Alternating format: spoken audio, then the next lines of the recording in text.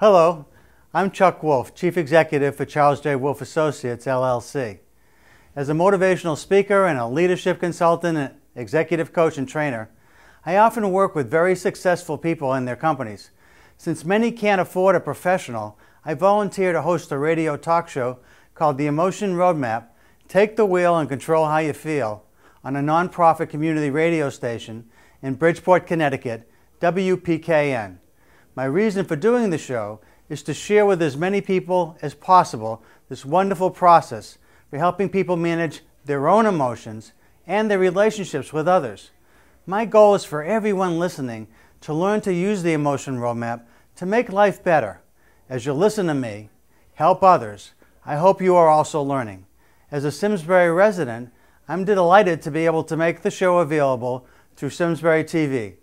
To learn more, go to my website, www.emotionroadmap.com. Thank you for listening and watching. And this is Chuck Wolf, and you're listening to The Emotion Roadmap, Take the Wheel and Control How You Feel. Good to be here with everybody today. I'm hoping to get some phone calls if you'd like to talk to me. The number to call is 203-336-9756. For those of you that are tuning in, that are regular listeners, thank you so much for tuning in. Last week's show I was hoping to make, but I couldn't because, if you remember, there was a pretty good snowstorm going on and one yesterday. I'm glad I'm here today. In any case, I just wanted to tell you, I have a show today that I'm going to be talking about some of the politics in the United States these days, and I'm going to talk about it in an interesting way. But before I do that, I know that a lot of people like to talk to me because they have something that they've been waiting to chat about that is going on in their lives and they'd like some help with. So for those of you that are new to the show is called The Emotion Roadmap. Take the wheel and control how you feel. Take the wheel and control how you feel. So the whole idea of emotional intelligence is based on some scientific research that was done by several people, and I'm going to be talking about one of them today. His name is Peter Salve. He's the president of Yale University, and I'm going to be speaking about what we did together recently on a panel at Yale, and it was last week, and I want to talk a little bit about that. But first, I know that, again, people have sometimes challenges in their life that they like to talk to me about, and I try to help everyone who calls in by using what I call the Emotion Roadmap. And the Emotion Roadmap is this concept, this template or guide for helping people deal more effectively with their own emotions, and also to help them to influence other people's emotions. Now, there are often times when people feel like emotions are under control. They feel like they've got a good handle on what's going on in their life, and they don't really need help. But I don't think there's anyone on the planet that from time to time doesn't feel like they struggle with some confusion, some uncertainty, self-doubt about how to proceed in some situations that aren't typical for them, and that have tremendous consequences where the stakes are really high and there are tremendously strong, powerful emotions in play. In fact, one of the things that I've recognized over the years is that smart people, and I know if you're listening today, you're a smart person because smart people listen to this show. Good critical thinkers, good problem solvers, when they're stuck, if they're stuck for any reason, then the reason I find for most people is that somehow there are emotions contaminating what's happening. In other words, if you've got a typical situation in a business that you're in or in a family situation that you've dealt with before and it's challenging, but you know you're capable of solving it, emotions don't cloud that issue.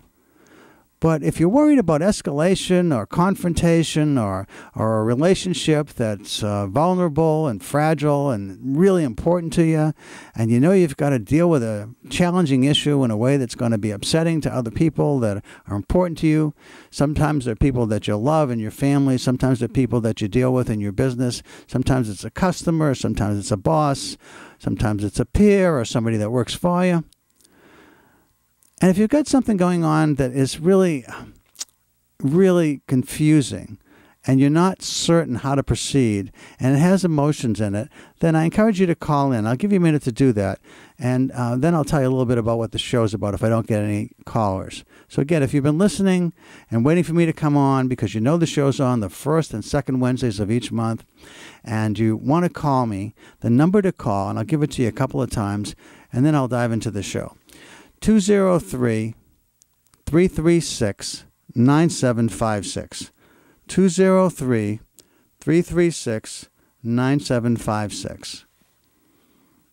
And if you call in, the way that I'll work with you, in case you're new to the show, is I will help you by listening to your situation. I'll ask you to give me the context of what's going on in your life. Do you have a problem, a conflict, a challenge that you're facing that you are concerned about and worried about whether or not you have the right plan in place, whether you have the right stuff or the competencies you need to be successful in dealing with it? What I do is I try to help people by using this emotion roadmap. And I've got my first caller. Hi, this is Chuck. You're on the air. Who am I talking to, please? Hi, this is Pete. I'm sorry, I couldn't hear that. Hi, Chuck. This is Pete. Okay, Steve. For some reason, the volume's not coming across here. Let me turn on my phone. Okay. How's that, better? Let's see. Hello? Yes, I can hear you. And I'm not sure it's coming through the radio, though. Can you tell him a second? I didn't know I was going to be live, but that's okay. Okay. Okay, this will probably help.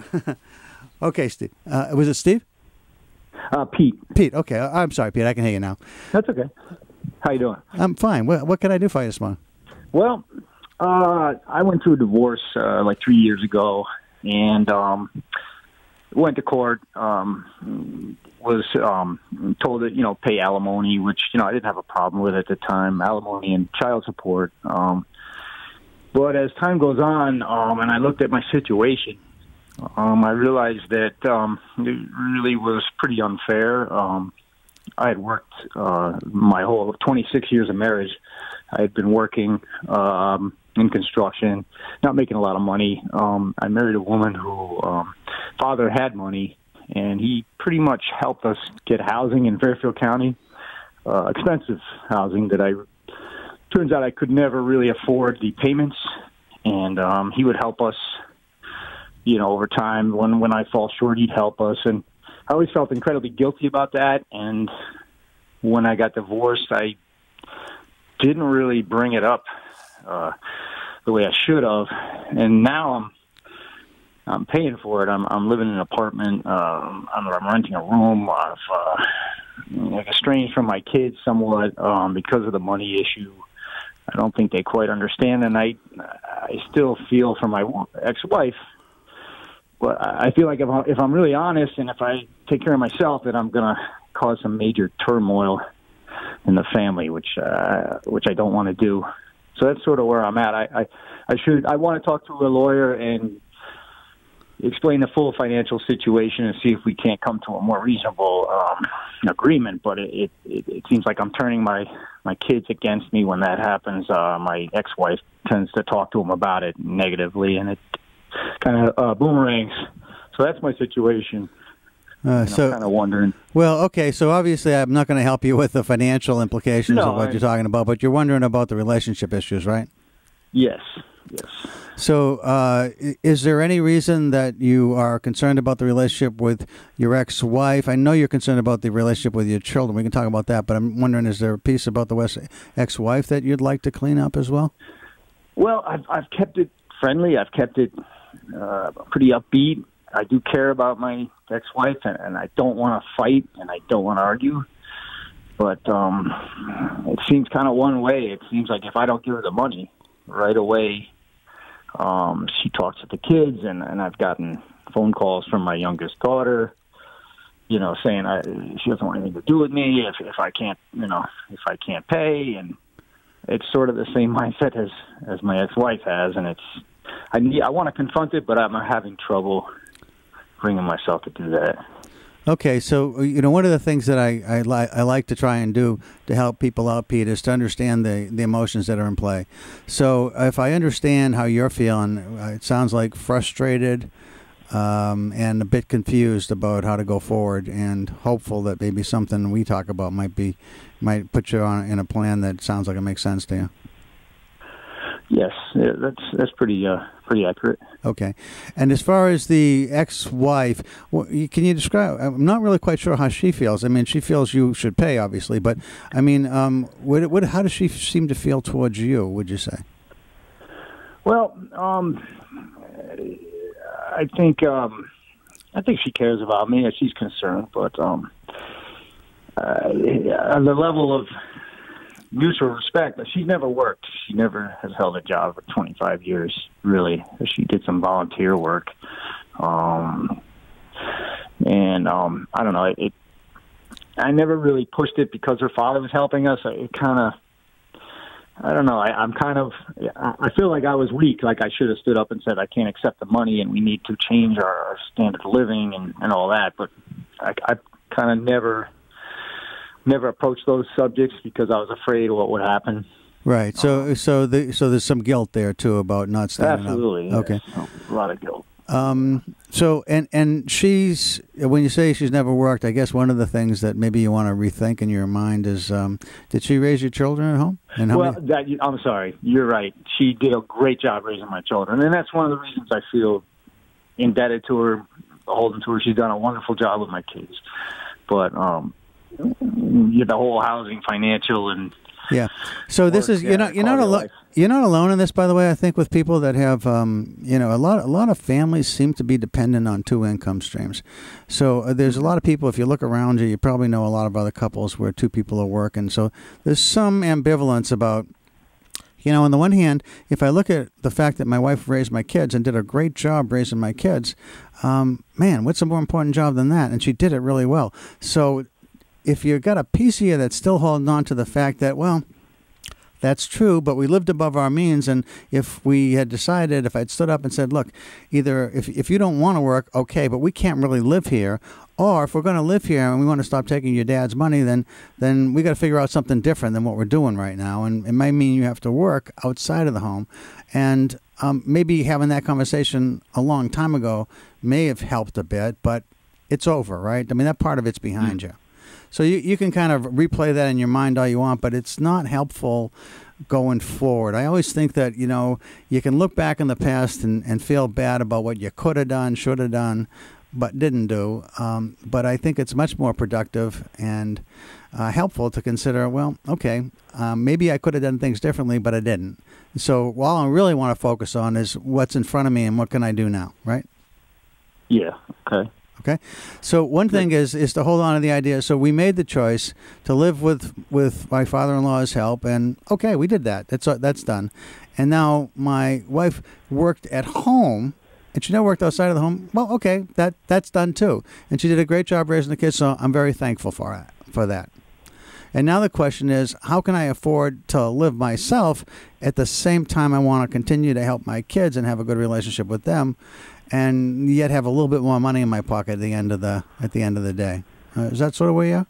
That's it. You got it. Okay. Yep. Okay. So then the question for you is, how do I have that conversation with her? And I mean, is her father still helping around? Yes. Yep. Yeah. Yes. I don't tell you. You don't need to hear the details, but absolutely. Yep. Paying for her housing. Mm-hmm. And so is it a significant amount of money that you want to do differently than what you're paying out? I mean, is it a big difference? Yeah, it is, because I can't survive. I've been killing myself trying to survive, and it's just not working. And now I'm looking at almost being homeless over this, which is insane, I think. Yeah. Okay. And is there, let me just ask the obvious question that I'm sure you've considered already. Is there anything else you could be doing different that would raise the amount of money that you could be bringing in? Well, I would like to have a better job. I've had periods of unemployment due to the economy, and I'm not blaming the economy totally, but it's been tough since 2008. It's been tough. I've been in and out of jobs. I'm getting older, and I'm not quite as an attractive an employee. And I've had, honestly, I know I've had issues with depression, which has made it difficult at times. Okay, so you're looking for some slack from your ex and some support from your kids, and yet at the same time they're feeling like you're not holding up your end of the bargain somehow, right? That's pretty much it. Yeah, I would say. Yeah.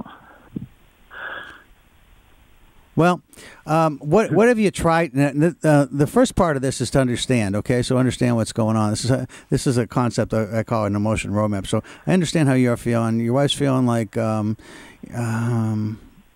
made a commitment. You need to be accountable, and she wants you to feel. My dad's been doing everything for us. Yeah, I should be more, which I do appreciate, but I've started to resent, honestly, because I don't think he realized maybe what he was doing, or maybe he thought I'd someday be a great success. Yeah. Financially, I don't know what his mindset was. I maybe should have talked to him. But again, I was that guilt, shame feeling, kind of like I was beholden to him, like I should be doing better. Sure. Why can't I do better? You know. Right. Okay. Well, so you have you talked with your wife about all these things, and have you tried? I'm sure you've probably tried at some point. Before we got divorced, yeah, we used to. Not really. I wouldn't call it talking. I'd call it more like fighting, arguing. Okay. It got to the point where we just didn't want to be around each other anymore. We didn't agree. I mean, so that was sort of why we split up to begin with. And is she with somebody else now, or is she just still on her own, or? No, she's still on her own. And is there? How long have you been separated? 3 years. Has there ever been any talk about you getting back together? No. Okay. Okay. Yeah. And do you have conversations with her when you see her, or I mean? Just very light. How are the kids? How are you? I mean, I've gone over there for dinner. I've spent time. We're friendly on friendly terms as long as I keep that money coming every week. But recently, like the last 3 weeks, I haven't been able to pay her. I just got another job, but I was laid off for close to a month, and I was having financial issues, so I told her I couldn't pay her. Yeah. So yeah. Well, I mean, I'm gonna ask you, just because you've been dealing with this for several years now. What have you already tried, and what are you thinking about trying? And then I'll offer you what I think might possibly be helpful. Well, I actually thought of talking to her father, but I'm worried about just hurting his feelings, making him he's older, he's frail, and I just feel like I'd be kicking him in the gut, kind of. Like I didn't appreciate all he did for us, and we lost the house to bankruptcy. I didn't mention that either. Yeah. But I also thought of going back to a lawyer, going back to court, and just going about it the legal way, but I don't know how that would work out either. Yeah, I don't have the money for that either. Right. So so that would be. I don't think that's a helpful choice right now. If you were to see him, what would you want to talk to him about? Well, I'd probably tell him how grateful I was for all he did over the years, but how it put me in a tough position because I was never able to afford the payments on the housing that he got us into and helped us get into, and that's pretty much it.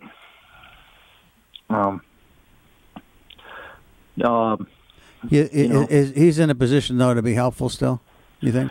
Yeah, I think so. He's in a high-powered executive and owns a couple properties, and he could sell the house where his daughter's living now in Fairfield. It's a nice house on the water.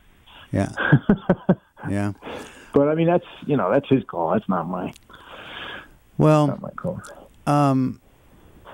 I mean, if you were to approach him and you wanted him to feel supportive, you'd have to really think about what you could say to him that would not include making him defensive. Mm-hmm. Because him getting defensive doesn't help anybody. Right. So if you were to talk to him and you were to ask him for some help, because while you're trying as hard as you can to, have employment so that you can continue to contribute, it's not like you want to contribute less, but you're struggling to make ends meet, and the help that he gave you and your ex-wife's children has been tremendous. And could he consider doing more? And you're really not comfortable asking him, but you're asking him because you continue to care about his daughter and about your grandchildren and his grandchildren, and you're feeling sad that you can't do what you wanted to do when you signed on to this. But he's a resource, he cares, and if he could even do a little more while you're trying to find ways to continue to pay what you can pay, that you would continue to appreciate his support and thank him for what he's done already. And and that's it. I mean, the guys are going to either feel angry that you asked them, which is a possibility, but I don't think anything changes in a negative way for you if that happens. And it's possible that you might get him on your side and feel like he wants to do a little more just to be helpful, and he's sorry too that you didn't make it. So, I mean, does that feel like it might be helpful? Yeah, that sounds like a good plan. Yeah, I don't know if I could do that. Could I write that? I guess I could. He's not. He's away right now, but. Well, you might want to write it out for yourself just so you're clear what you're saying. But I think anytime you're asking for support, it's better face to face. Okay. I mean, I know this isn't an easy thing to do because, you're not coming. I mean, talk about being depressed. Well, you're coming in and saying I'm not making it, and that's depressing all by itself. But if the ultimate goal is to put your kids in a good place, so they won't be saying at the end of the week or the month that, hey, Dad, you're not doing your end because we can't get what we need, and because, well, all of a sudden Grandpa's doing a little more and you don't need to do so much. That'll help with the kids, I think. Okay. Well, that's good. I appreciate that, Chuck. I'm going to take that to heart. And so write it out for us. Ask yourself, this is the key question for everybody listening to this: how do you want everybody to feel here? And after you talk to him, tell him you're going to talk to your wife and say that you had this conversation, but you wanted to have it with him first. And then just say, look, I'm going to continue to try and do everything I can. I feel bad that I'm not doing more for you. I wish I could. I can't. But I'd really appreciate it if you didn't disrespect me with the kids, because I'm trying as hard as I can. I am. And whatever I got, you're getting most of it, and I'm just trying to make sure that I'm not homeless. And I'm trying to stay afloat here. And so I did talk to your dad, not because of me, but because of you and the kids. And I'm really appreciative of all that he did, and also all that you did in raising our kids. And just the one thing I'm asking is that you don't disrespect me if I can't contribute what you need, because honestly, I'm trying. Okay. Well, that's good. And I think that helps all the way around. Yes, thank you very much. That's great. Okay. I'm gonna get right to that. Well, thank you, Chuck. I enjoy your show. Thanks a lot, Pete. Good. You take care and good luck with all that. Thank you very much. You too. Bye. Bye-bye. Okay, again, the show is about trying to be helpful to people. And I hope you all got that, you understand what the context is. Then you look at the key players. In this case, the father-in-law, the ex-wife, the kids, and Pete. And, how do you want everybody to be feeling at the end of the day? And you try and put a plan together that makes some sense to the person you're talking to, and hopefully they execute it effectively, and it mostly goes according to the way they hope it goes. So anyway, thanks for calling, Pete. I appreciate it. Okay, so let me tell you a little bit about Yale University and what I did with them last week. This was based on some information that I received about Peter Salovey. I mentioned before that Peter Salovey was one of the people that was a pioneer in emotional intelligence. And if you've listened to my show before, you know that I work with Peter pretty closely for a number of years on emotional intelligence. And over the years, Peter got several promotions, and he's now president of Yale University. And like many presidents of universities, he is concerned about people coming on campus to speak who have diverse points of view, diverse from the mainstream of student and faculty beliefs and values. And when people who come on, and typically it's in a conservative speaker of some type, sometimes they're shouted down and they're not allowed to express their points of view. And this is a problem because, at least in my conversations with people and with Peter, the idea of listening to different points of view is at the heart of what's important in universities, and for students and all of us to continue to learn from people who are smart, who might think differently than we do. When we always talk to people who are just like us, think like us, act like us, behave like us, and have similar values, chances are we're just kind of like in an echo chamber, and we're not learning much. But when I talk to somebody who has quite different points of view, who I respect and think they're smart, and they have a very different point of view, I wonder why that is. And while I listen to them, I'm also thinking about, well, my beliefs aren't quite the same as theirs. And if they listen to my beliefs and I listen to their beliefs, and we try and see why we come up with different conclusions about the same thing that we're looking at, often for me, there's a chance to grow and to learn, and for them as well. So I value those kind of conversations, but I think all of us recognize at this point there's a tremendous amount of polarization in our country today. Some of it is conservative and liberal, I guess. Some of it is just about President Trump. Some of it is, that certain beliefs are you just can't discuss at all. Abortion being one of them. So there's certain things that just seem like almost off limits that people won't talk about or can't talk about. And I'm sure you've probably seen what I've seen, which is sometimes families get pulled apart around these things. And one of the concerns I have in this show, I believe very strongly that you can control how you feel, much more than most people realize. And so I'd like to share with you that I contacted Peter when I saw that he was in the news for talking about he wants to encourage more free speech and more acceptance of different ideas and more diversity of speakers on campus and more conversation, civil dialogue.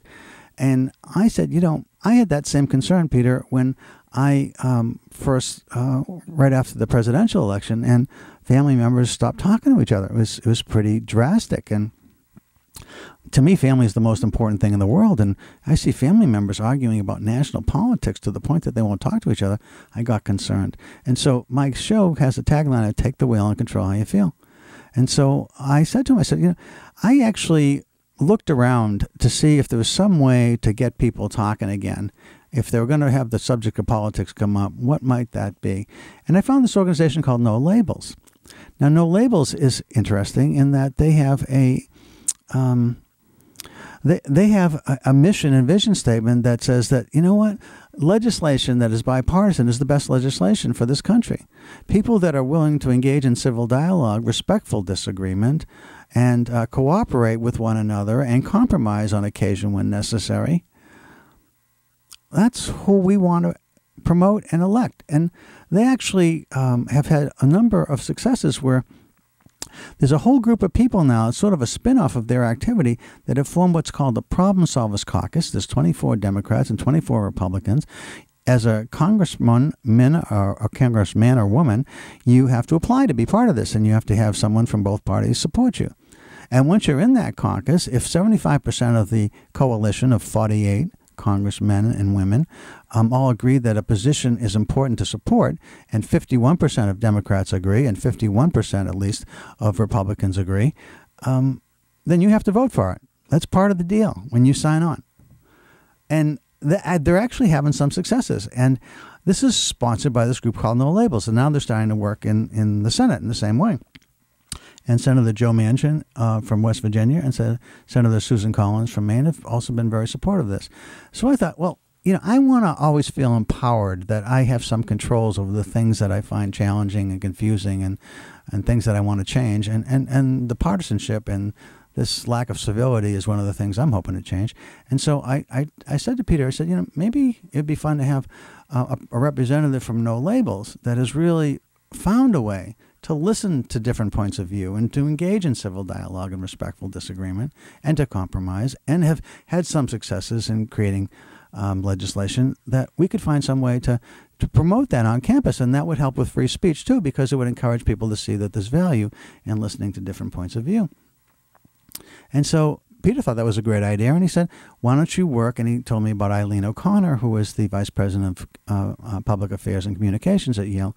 And she was very helpful. And we put together a panel that was at Yale last week. It was called Hyperpartisanship: What Happened to American Politics? And I'd like to play you some excerpts from that. I hope that you enjoy this. This is some excerpts from the panel that I thought was really important. You'll hear Eileen O'Connor talk a little bit about the people who are on the panel.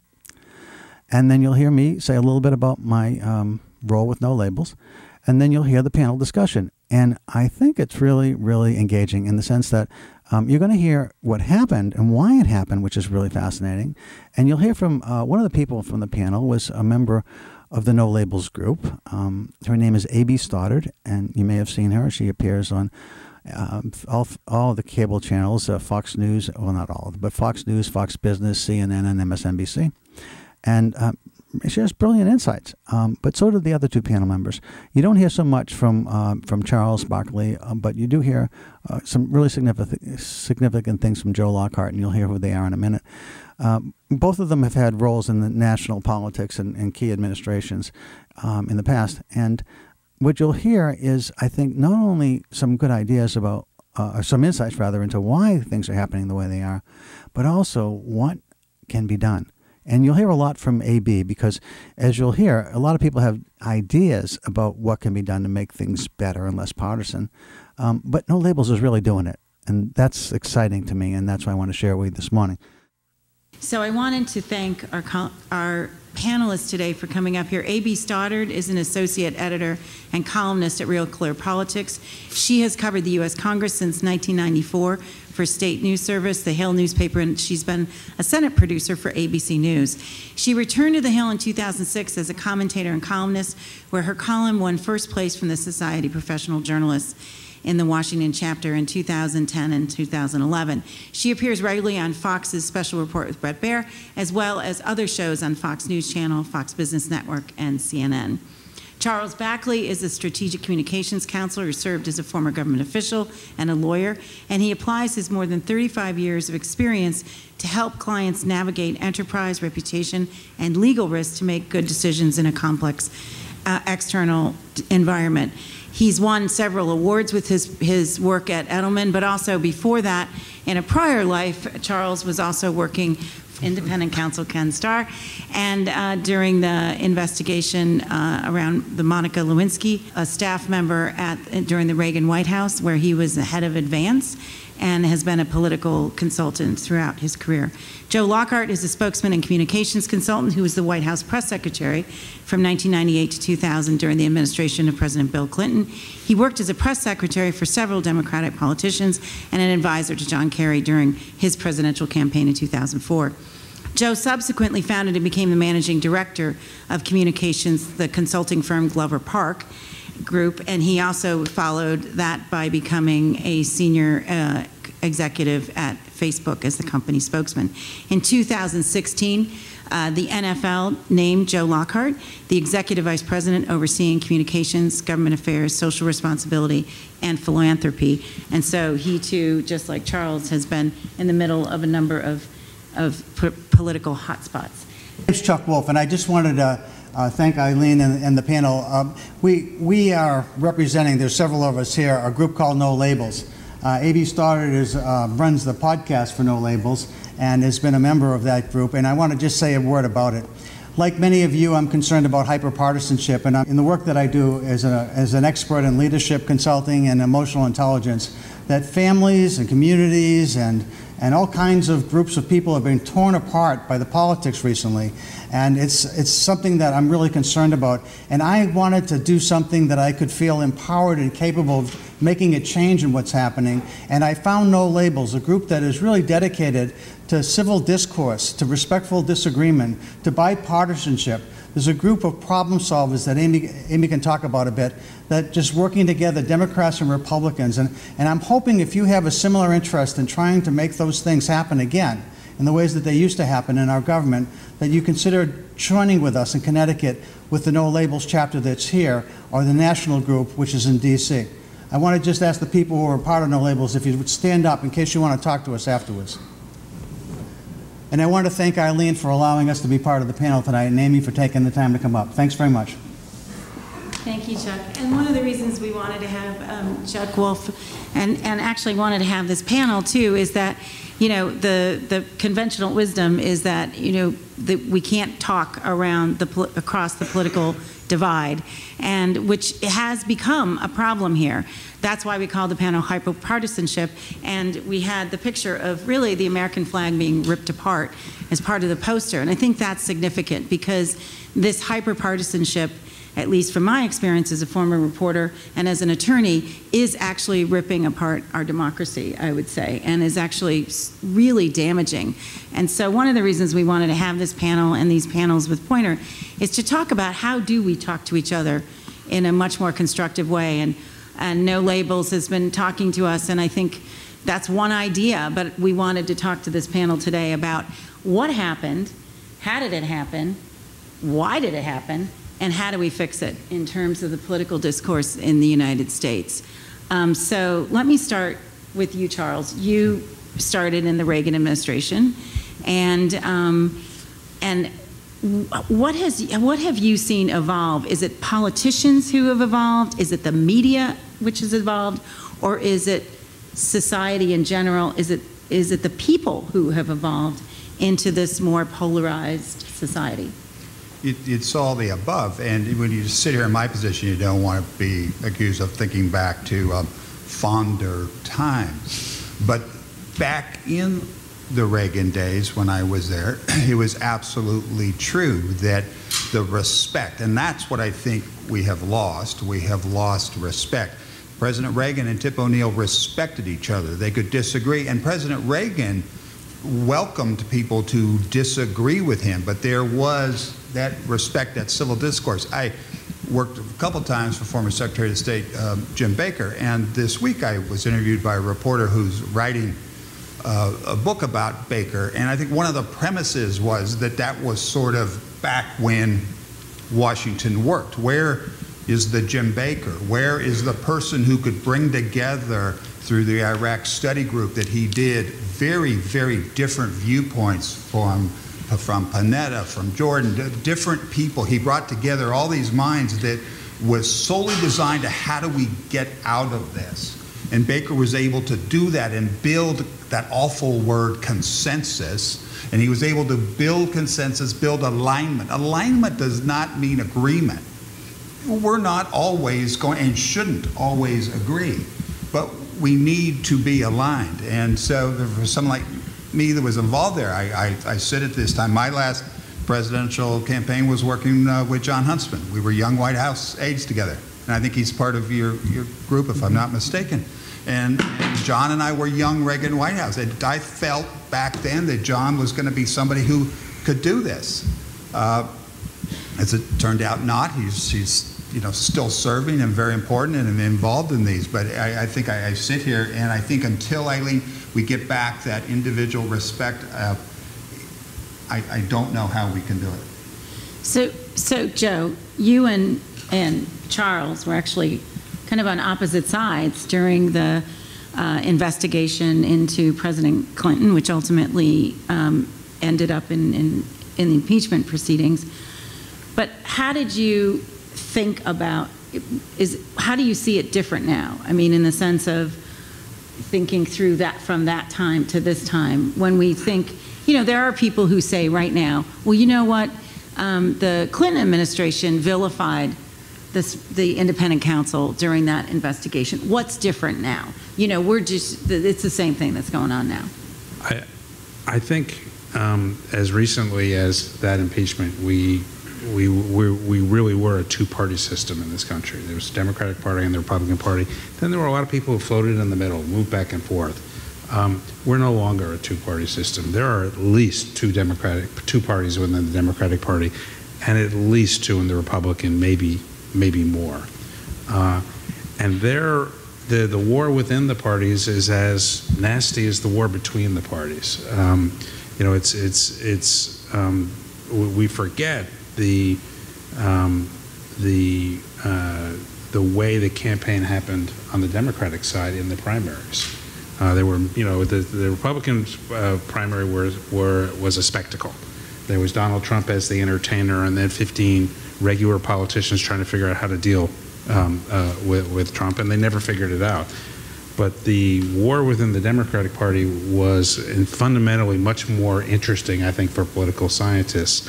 And when you fracture like this beyond two into 4 or 5 parties, what wins out is the most passionate and the most extreme. And you know, it's the Tea Party taught every establishment Republican Party to worry about not the Democrat, but on your right. And I think, you know, the Sanders campaign has taught Democrats, you know, who would have thought that Dianne Feinstein would be worried about someone coming to her left? But she is, and all Democrats are. So structurally, the system on both sides is broken, and where the energy is driving both parties further apart and to an extreme. But AB, is it a weaker position because, you know, it backfires in the 1990s to make it about oneself, or to be angry, or to attack the Republicans or the other party, to attack them on a kind of more personal level. But that doesn't seem to, on both sides of the aisle, there are a lot of counterattacks and attacks. What's different now where that works with the public? It seems like attacking doesn't hurt a politician. Yeah, that's, unfortunately, Eileen, I think that's true. I think that Trump is appealing to an incredibly potent sense of tribalism that has really kind of taken over. And he knows that in a divided country, consuming divided media, different facts, when he makes it about him, he's appealing to his team and saying, we got to fight the other team.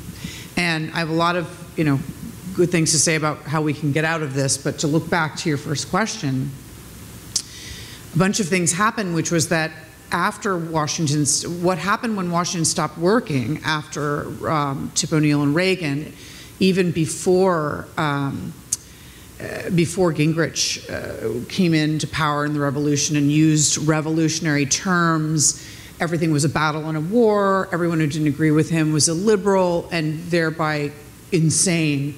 Pre-94, we were already beginning to see the changes where the members would no longer live in town. Gingrich encouraged them, once they took over the Congress, to go home. And it sounds like a great idea, just like socialism does. Go home and serve your constituents, and don't sit around in Washington being friends with each other looking like a fat cat. You need to be home and you need to work.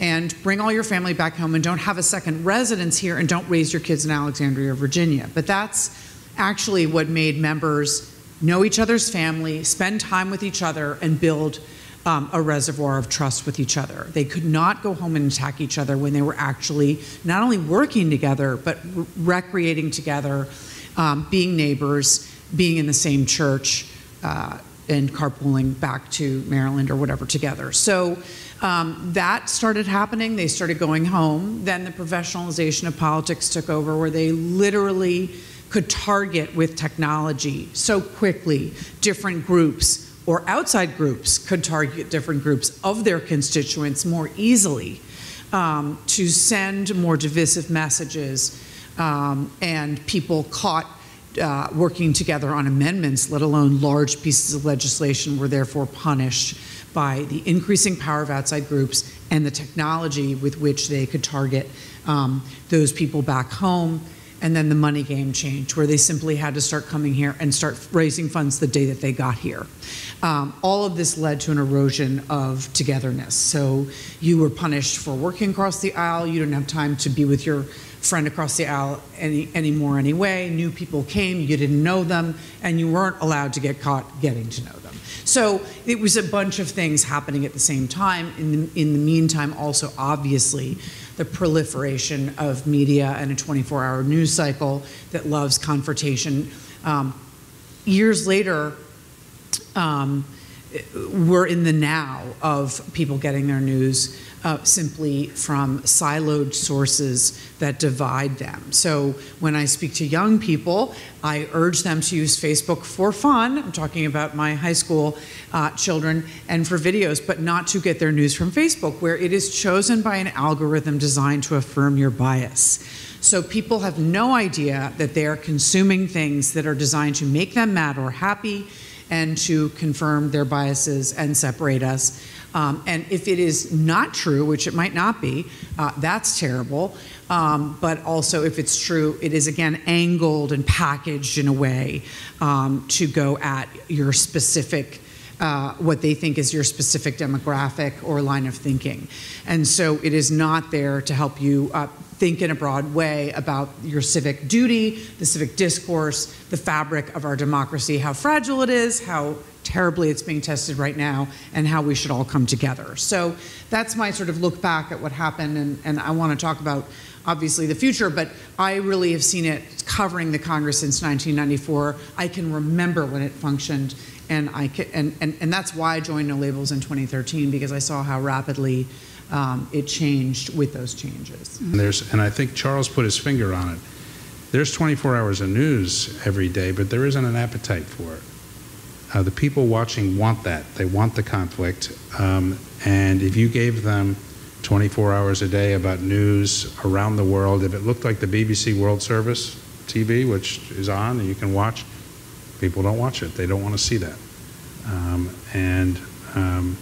So the polarization was there. It's just been exacerbated by the forces that you can pretty much watch it develop over time.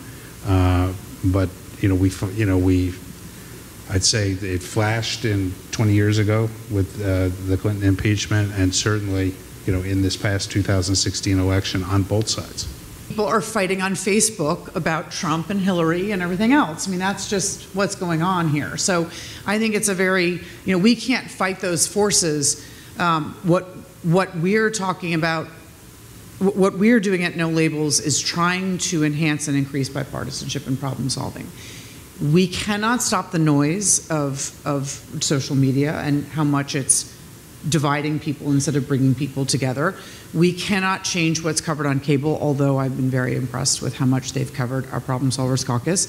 We can't change the executive branch. We are looking at one thing and one thing only, which is a co-equal and separate legislative branch of government where people do go home and face town halls where people have invited the other side to drown them out and scream, and they've gotten social media messages that maybe are not even true about that member.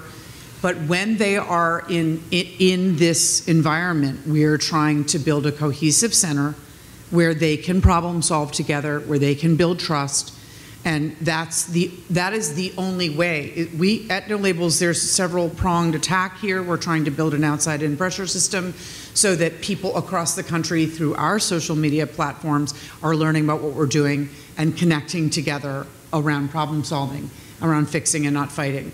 But we know that the members are fighting a lot of forces on the outside, which is, again, something that, go to this town hall, scream him out, don't listen to anything he says. It's unbelievable what they're facing. But when they are a member of the Problem Solvers Caucus, we have 48 in the House, 24 Republicans, 24 Democrats, we are trying to provide support on our social media platforms to make sure everybody knows that they are taking the political heat from their leadership, coming together, working across the aisle, finding common ground to try to work in a bipartisan way. We actually have terrific traffic on our site. We have as much on any given day as the NRA or as Move On. I think that's a powerful tool. We cannot worry about the rest of the political toxicity on social media, because that's unstoppable. People love to sit around and fight on Facebook about politics.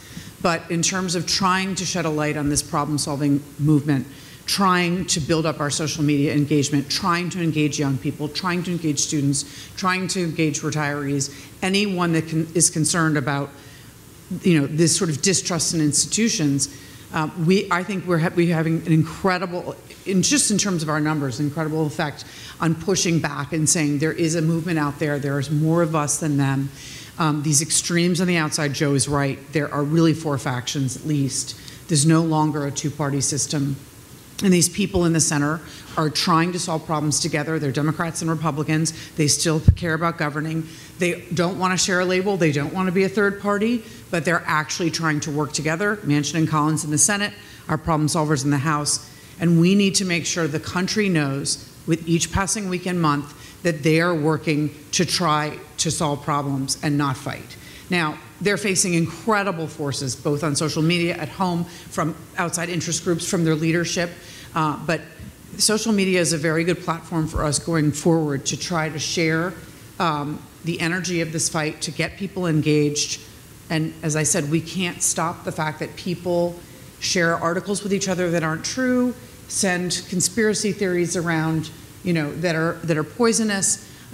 All we can do is try to build this movement and make sure that people know that there are people out there that are fighting to solve problems. We need to elect them. We need to protect them. We need to bring more of them into the Congress.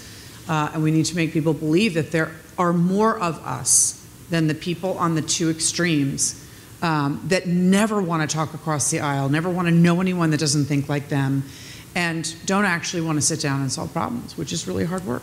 And so the other thing is that there has been this massive debate. You talk about people don't want to talk across the aisle. They don't want to even engage with the other side. And this has actually come into play with a discussion about free speech and the First Amendment. And I think that, Floyd Abrams, who is a professor here at the law school, has written a great book this past year about the soul of the First Amendment and talks about how the First Amendment has been taken up, it was created by our founding fathers because they actually believed that an educated population, that it was important for people to speak and confront different ideas, but that ultimately people could settle on facts and that they could have discussions around a basic set of facts, but that they also could, discussion and information and an informed electorate was critical to our democracy. But in addition, the First Amendment actually has been taken by different sides in different ways. In the civil rights movement, it was the liberals who very much said, flag burning. It was more conservative thinkers who thought that flag burning was wrong, it was disrespectful. But yet now it's a lot of conservatives who say that it's the liberals, it's the left, who actually are against free speech, who don't want to hear the other side. No labels, we support all electoral reforms that are taking place in California and elsewhere. We would like to see the gerrymandered system straightened. I mean, we think it's wrong. We think it's poisonous to our debate. I would like to point out to the audience that if you want to learn more about this, you can learn about the partisan voting index and find out that Paul Ryan is in a +5 district and he's actually in a true scientifically certified swing district, but Nancy Pelosi is in like a +36. You are right, there might be more gerrymandered districts in the Republican conference, but some of the Democrats in the Congressional Black Caucus, for example, are in +27 districts. They don't need to ever really, 90% of our districts are already decided, and only 10% of us in this country can swing a district on election day, and that is terrible. One of the things we talk about in No Labels is getting involved in voting in primaries. Everyone should learn what a primary election is. Go vote in them, because only a few single-issue activists show up, and only a handful of them decide who that candidate is going to be. You might not be able to flip the district from Republican to Democrat or Democrat to Republican, but if you get involved at the primary level and more moderately minded, solutions-oriented voters get involved in those elections, you're going to produce the more reasonable candidate, and that's one of the things we focus on at No Labels. Like I said, third parties can bloom, gerrymandering can be solved, all of these things electoral forms like open primaries, all of these things are things we support, but we see an urgent need to try to build a governing center right now in the legislative branch, and so that's where we focus all our efforts. But we do support, and we're aware of the problems produced by the things you talk about. Self-sorting is another thing. I mean, there are a lot of things that have led to this polarization, but we are really seeing, I think, at some levels, anarchy in the sort of new populist burn it all down wing, and the bank hating free lunch socialism wing of the left. And we're really looking at not governing. I mean, there are people on the left doing the same thing that you're ascribing to conservatives, which is, I just came here to vote no, and I'm not going to talk to you. I'm not going to have a bill with you. I'm not going to be accountable for a law or a program with you.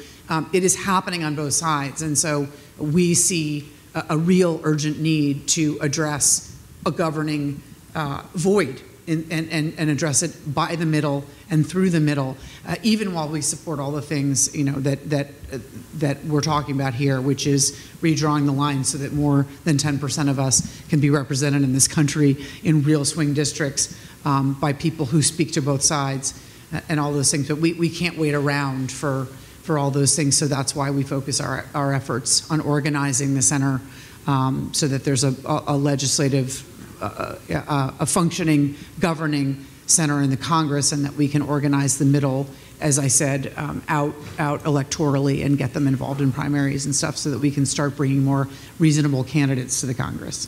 How do citizens deal with this? And we can make this about very complicated things, but it's not complicated. If everybody who has a point of view exercised their right to vote, then you would have government that reflected and supported consensus.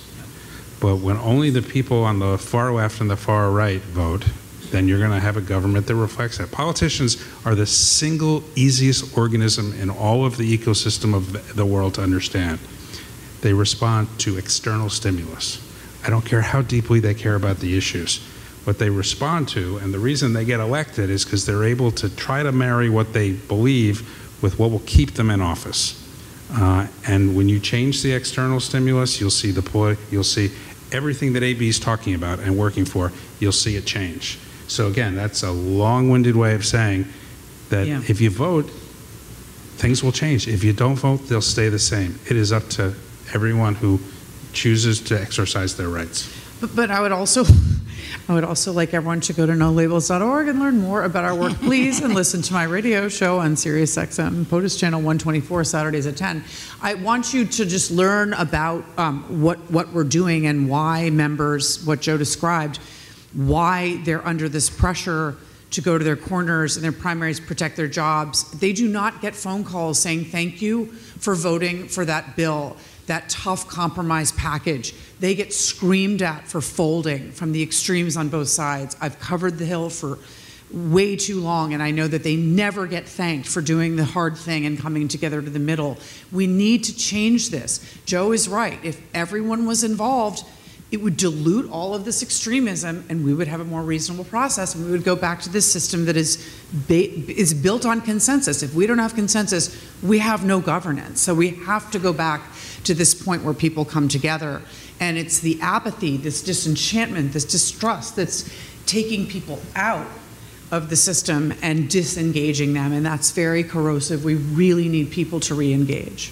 You know, I'm going to give Charles the last word. I remember when I was covering the White House during the Clinton administration, I remember President Clinton famously always used to say, I trust the American people ultimately to do the right thing. Charles, you all talked about the anger of the 60s leading way to the optimism of Reagan, and that, you know, things are cyclical. Are we just hopeful to think this is a cycle, or do you think there's something profoundly different, and how do we get out of this particular cycle? I think it starts what both Joe and AB were saying. It starts here. I mean, it starts, I believe, on university and college campuses. That's long been the place where these discussions were, in that spirit of having it. Now, what concerns me, what we talked about earlier today, was being able to agree on a set of facts that we can all agree upon, and we're not just seeking for affirmation. If we could have a base that we could do it, then we can have that discussion. I think the discussion has to be happening on campuses. I mean, I just think we need a new generation of people who are thinking, probing themselves, others, challenging, and I think until we get that, I just feared. I do. It's a very nice way of saying, we've screwed it up, please take over for us. Yeah, right. Please. Clean it up. Okay, on that note, it's up to you all. I hope you enjoyed that excerpt from the Yale panel on hyperpartisanship.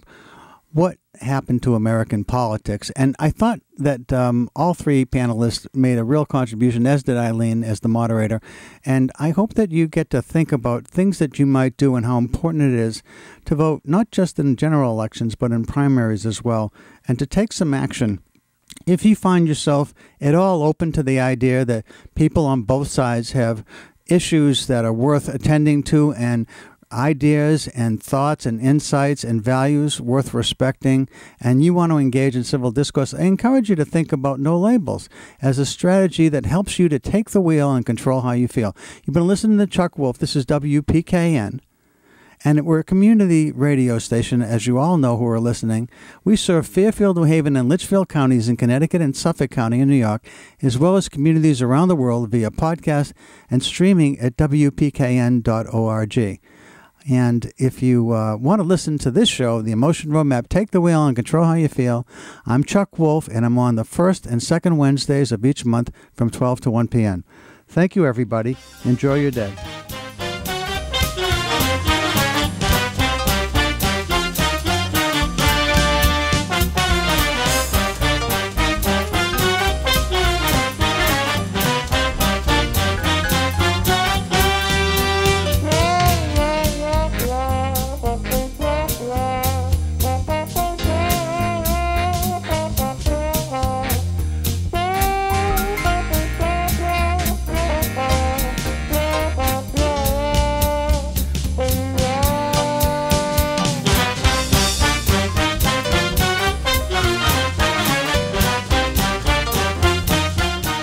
Funding for Simsbury Community Television is provided in part by contributions from viewers like you. Thank you.